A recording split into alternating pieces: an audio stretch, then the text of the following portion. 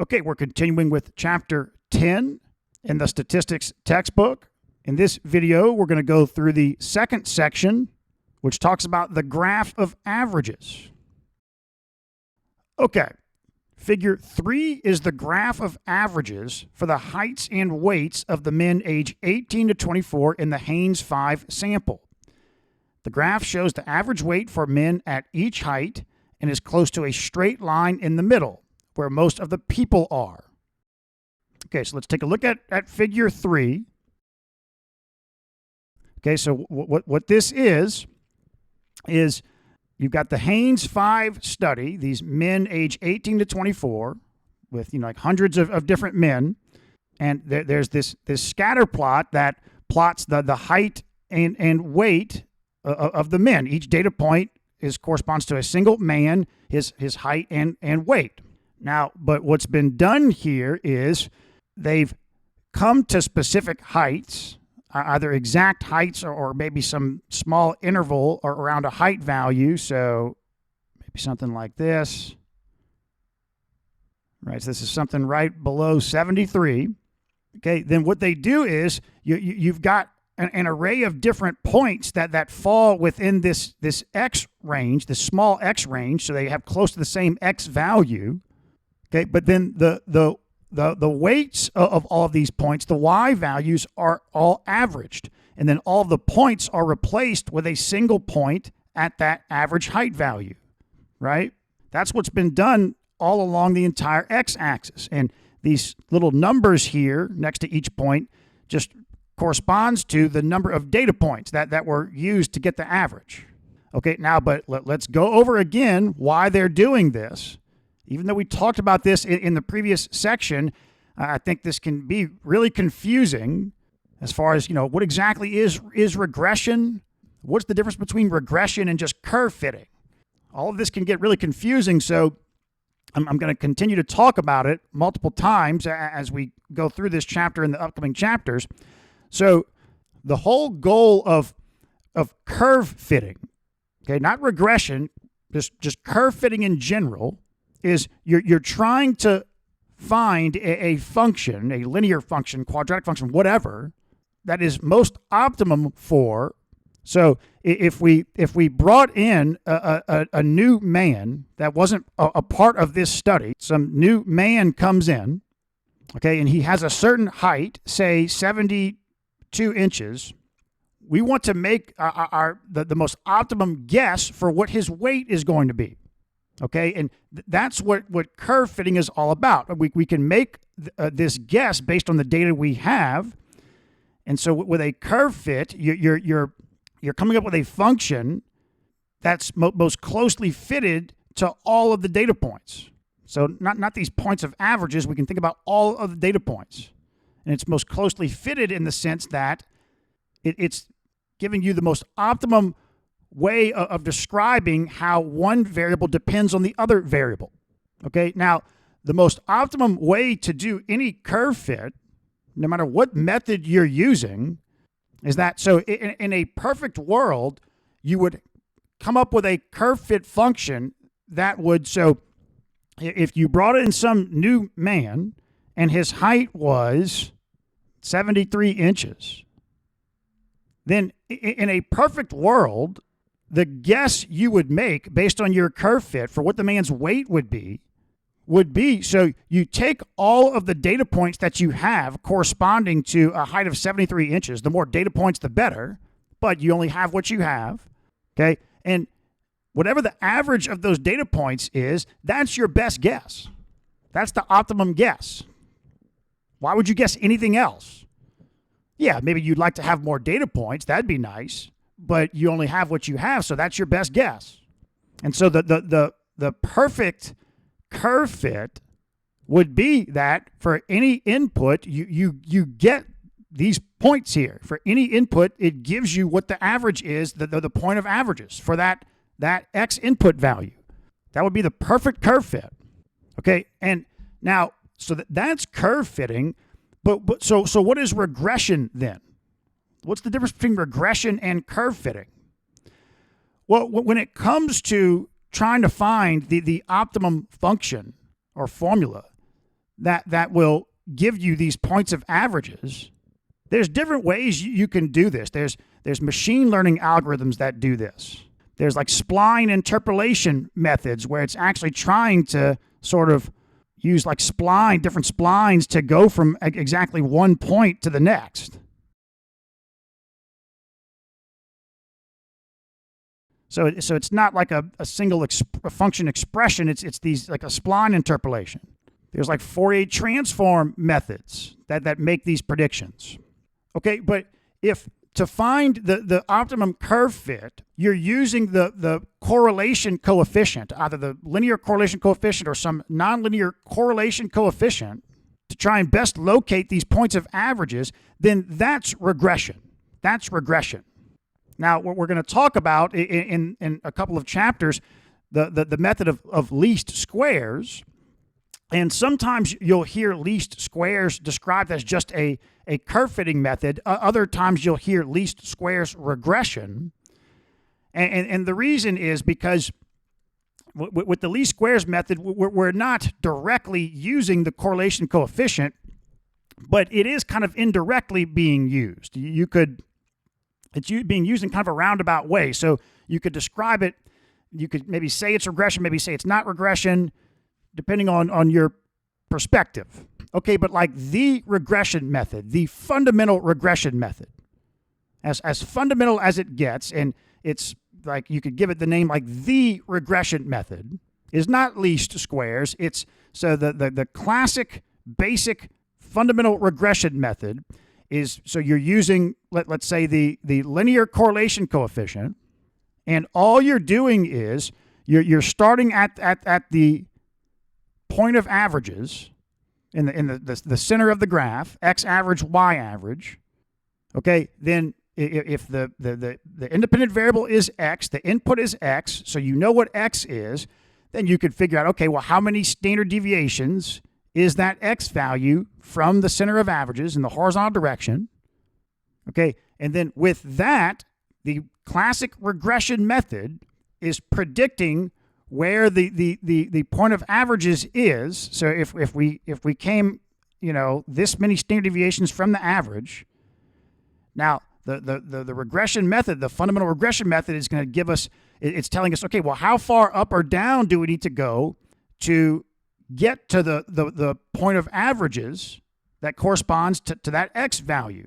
But it's going to give us a prediction. So if we came, let's see, if we came here, okay, well, ideally it would give us this exact height then, but it's going to give us its best prediction. That's what curve fitting and regression is doing, and the height it's going to predict as far as how far it thinks we need to go to get here is, so you do sigma y, so meaning if we went 1.5 standard deviations in the x, then we take 1.5 standard deviations in the y, but we multiply this by the correlation coefficient.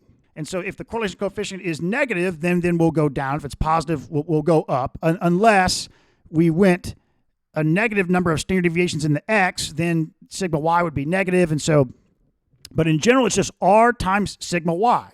And that's how far we go up. That's the prediction. So that might be right below or above the point of averages. Because in general, it's not going to be exact. It's a prediction. That is the regression method, the fundamental regression method.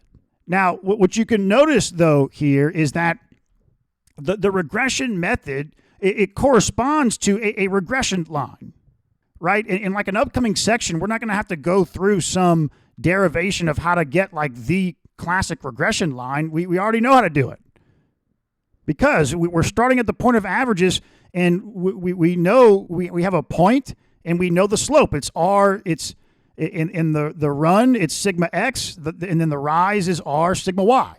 The line is set. Now that we know how the regression method works, again, it always goes through the point of averages. The SD line and the regression line, any regression line is going to go through the point of averages. But with the classic regression method, here's the rise. And that's it. So the line is set.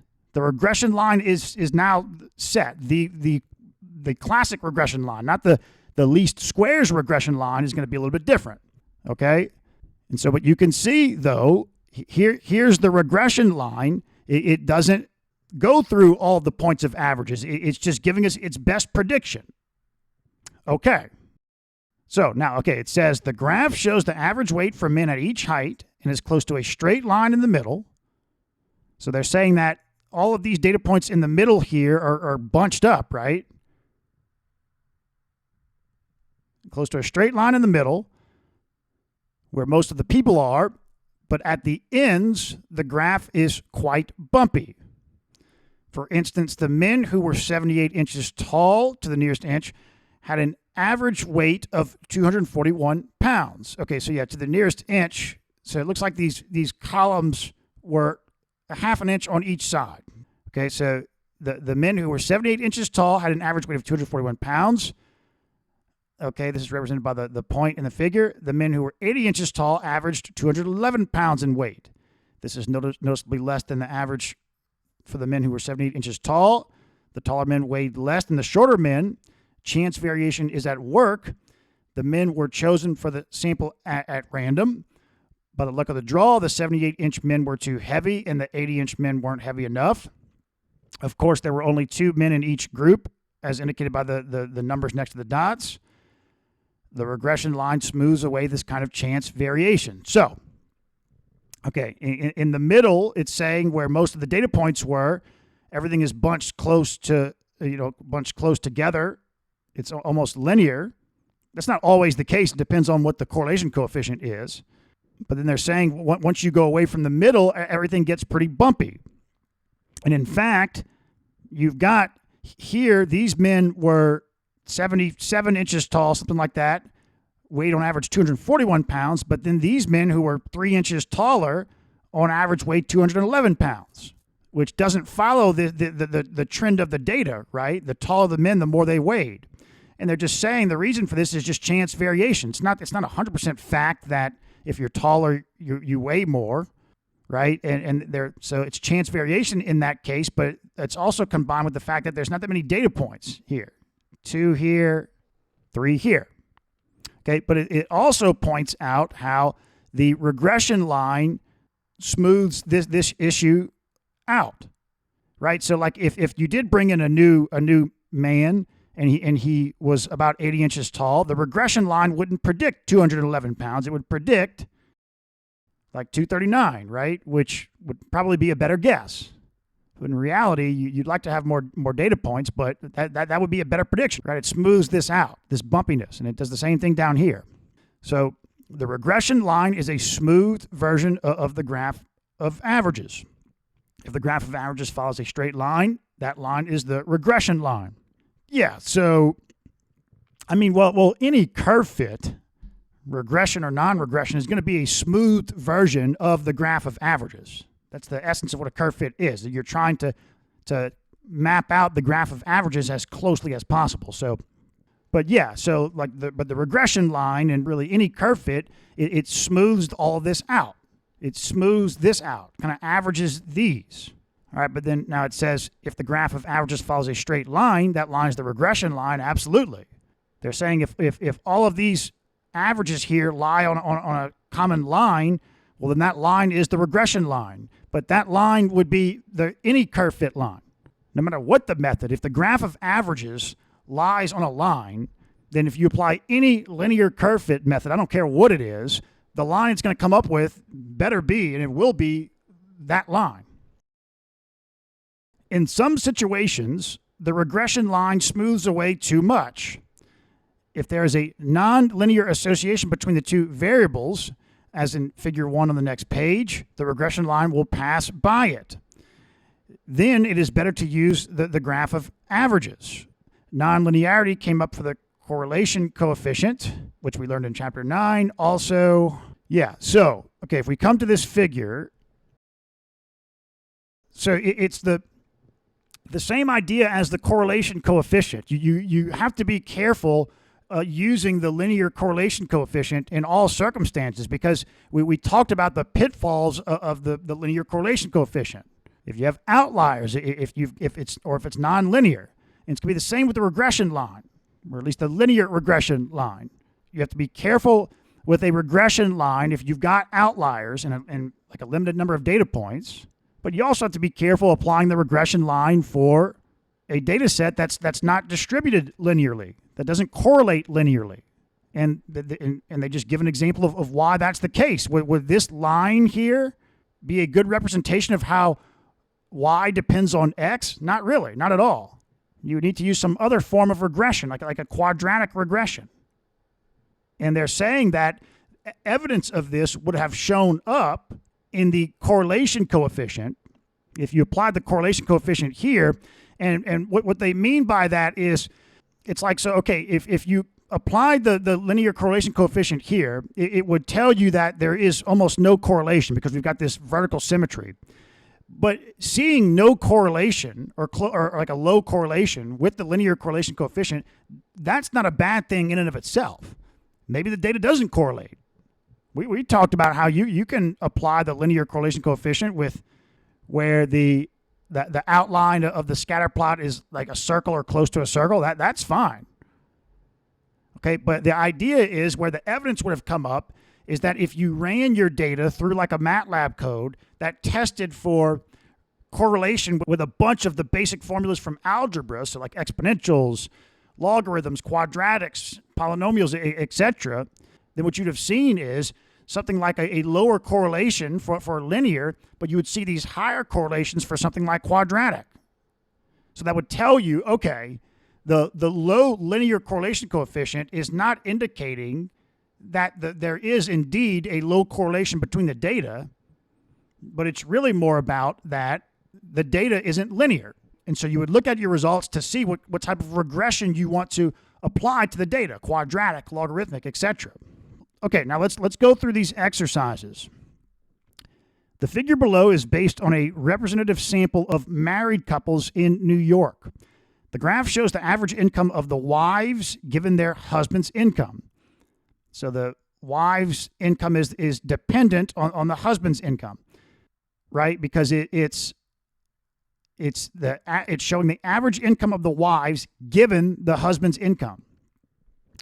With 102 couples, the husband's income was in the range of $1,000 to $5,000, and for those couples, the wife's income was around $15,000, as indicated by the data point. So they're talking about here. This is a point of averages, the average of 102 couples, where the husband's income was like $0 to $5,000. So a column like this, you averaging all the data points in this column, there's 102 data points, and this was the average wife's income. And so they did this for other intervals, like the interval from about 5,000 to 10,000. There was 58 couples. There's that point. Okay, true or false?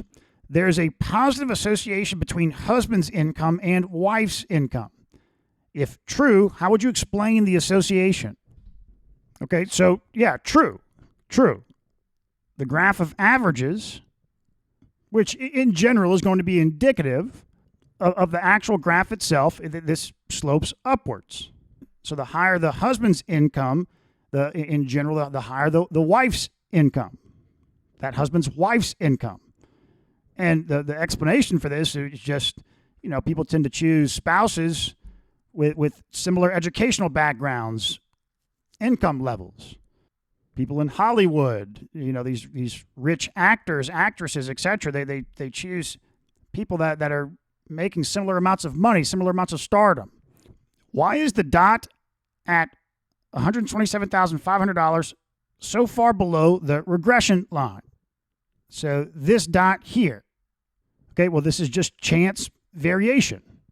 It's not going to 100% always be the case that, if you have a husband that makes a really high income, then his wife's going to also make a similarly high income. No, there's examples where that's not the case.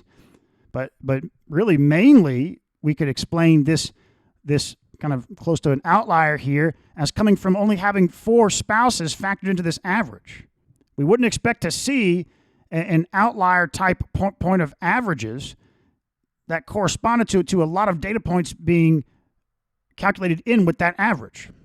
If you use the regression line to estimate wife's income from husband's income,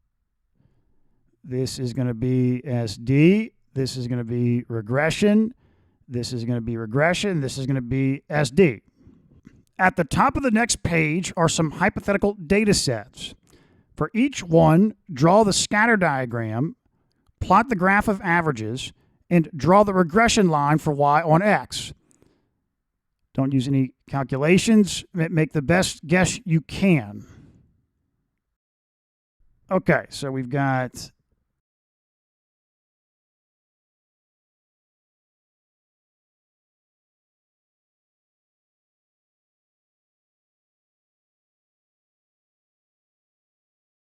okay, so for part A, we've got 1, 0, 1, 6, 2, 5, 3, 6, 3, 8. So, okay, now let's put in the points of averages. So we've got this is going to be at 3, right? Because you've got 6 divided by, or 6 plus 1 divided by 2. Here, this is the point of averages because it's just 1 point. And then here, this is going to be the point of averages. So these points look to actually lie on a straight line. So the regression line would actually go through the points of averages. And we could put next to each of these points of averages, this is 2, this is 1, this is 2. The number of data points used to calculate that average. Okay. Now let's see. Part B, we've got 0, 0, 0, 2, and 1, 2. Okay, here's the point of averages, and then here's the point of averages, just one data point. All right, so this is also going to, the regression line is going to go through those 2 points. So, yeah, this was corresponded to 2 points. This corresponded to 1 point. Okay, let's see. We've got 0, 0, 1, 1, 2, 4.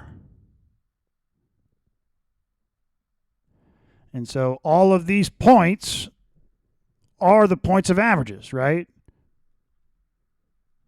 There's only 1 point at this x value, 1 point here, 1 point here. But now these all don't lie on a common line. Okay, so how do we approach where the regression line is going to go in this case?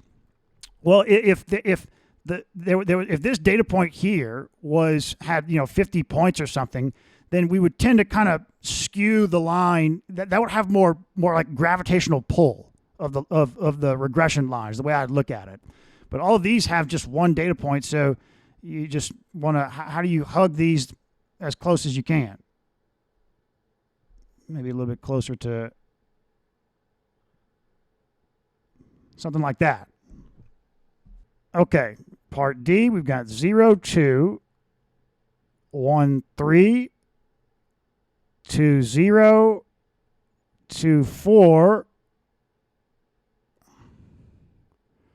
3, 1, 4, 2. Okay, the points of averages, we've got here, that's just 1. Here, that's just 1 again. Here, that's going to be right in the middle there. That's 2 points. Here's just 1 point. Here's just 1 point. Okay. So, okay, the regression line, you'll have more kind of gravitational pull towards this 2-weighted mark here, but it's kind of like symmetrical about this point of averages in the middle, with all of these just having one data point. So I would say it would pass through that middle point. It looks like it's symmetrical, so something like that. Okay, interesting. Okay, now let's take a look at this technical note here before we close out the video. In general, the regression line fitted to the graph of averages, with each point weighted according to the number of cases it represents, coincides with the regression line fitted to the original scatter diagram. Okay, so what they're saying is we